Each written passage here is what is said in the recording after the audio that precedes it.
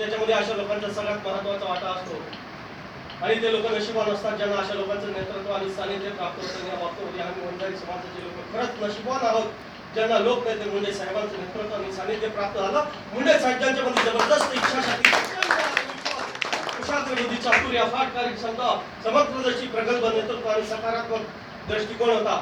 मुंडे साहेबांचा सकारात्मक दृष्टिकोनामुळे संपूर्ण वंजारी समाज जो वर्ष पिढ्यानपिढ्या दलित गात्र होता, ज्याला कोणी ओळखत नव्हतं, ते मुंडे साहेबांच्या नेतृत्वामुळे संपूर्ण देशामध्ये प्रकाश झोतामध्ये आलं. मुंडे साहेबांबद्दल खूप काही बोलू शकतो मी, कारण जास्त वेळ नाहीये. प्रत्येक मुंडे साहेबांना श्रद्धा आहे.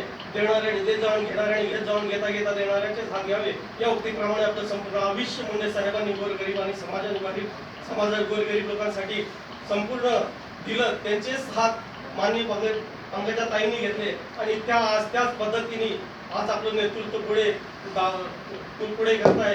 मी छोटंसं एक उदाहरण देईन फक्त मुंडे साहेबांचं, की आपण पाहिलं तर हरियाणामध्ये जाट लोकांचं जबरदस्त आंदोलन चालू आहे आरक्षणासाठी, पटेल लोकांचं गुजरातमध्ये जबरदस्त आंदोलन आहे. महाराष्ट्रामध्ये जरी बघितलं आपण तर मराठा समाजाचं लहान मुलापासून तर ज्येष्ठ नागरिकापर्यंत आणि ग्रामपंचायत सदस्यापर्यंत केंद्रीय नेतृत्वापर्यंत सगळ्यांनी आरक्षणासाठी ज्या पद्धतीची ताकद आली, पण ते अजून निर्णयामध्ये पण या देशात आणि या राष्ट्राच्या पाठीवर एकच माणूस असा जन्माला आला ज्यांनी समाजाच्या एकाही माणसाला संघर्ष न करू देता संपूर्ण समाजाचा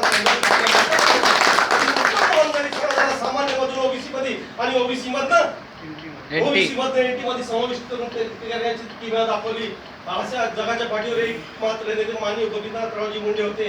आणि पंकजताई मुंडेंबद्दल बोलायचं झालं तर दसरा मेळाव्यात 1-2 मिनिटं अजून बोलतो. म्हणजे दसरा मेळाव्यात ज्यावेळेस 48 आधी फक्त 48 तास आधी जेव्हा आम्हाला कळालं की भगवानगडवर पंकजाताईंची सभा नाकारण्यात आली, 48 तासाच्या आत भगवानगडच्या जे पायथ्याशी पाथर्डी त्या ठिकाणी आव्हान केलं की सभा घेण्यात येईल आणि सावरगावच्या ठिकाणी सभा घेण्यात येईल आणि त्या 48 तासामध्ये लाखो जगते आणि 50 किलोमीटर वाहनांच्या रांगा होत्या. त्यावेळेस पंकजाताईंचा तिथं सभा झाली आणि लाखोचा जनसागर तिथे उपस्थित होता. आणि त्या जनसागरासमोर जेव्हा आमच्या पंकजाताई बोलत होत्या त्यावेळेस त्या साक्षात रणरागिणी दुर्गा दिसत होत्या. याच पंकजाताई मुंडे ज्यावेळेस दिल्लीमध्ये विज्ञान आणि धर्म या विषयावर बोलायला माननीय मोहनजी भागवत होते आणि अनेक वैज्ञानिक होते. त्या ठिकाणी पंकजाताईंचा उल्लेख वाघीण, महाराष्ट्राची वाघीण म्हणून केला गेला.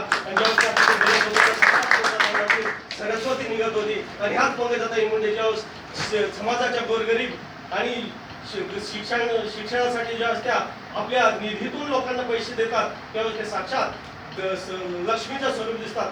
रणरागिणी दुर्गा लक्ष्मी आणि सरस्वतीचं साक्षात स्वरूप आमच्या पंकजाताई आहे. आणि आम्ही कोणत्याही पक्षाचे असो, कोणत्याही विचारसरणीचे असो, जर मला असं वाटतं की आम्ही कोणत्याही पक्षाचे असो पण नेतृत्व मधून जेव्हा मान्य करायची वेळ त्या पंकजाताईंचे हात बळकट करायला पाहिजे. पूर्ण नाही करता आलं आणि मला खात्री आहे महाराष्ट्राचा उद्याचं येणारं संपूर्ण ओबी समाजाचं जे नेतृत्व ते फक्त पंकजाताईंकडंच आशेने आज बघते आणि ते साक्ष म्हणाले पूर्ण करतील. इतकेच बोलून आपलं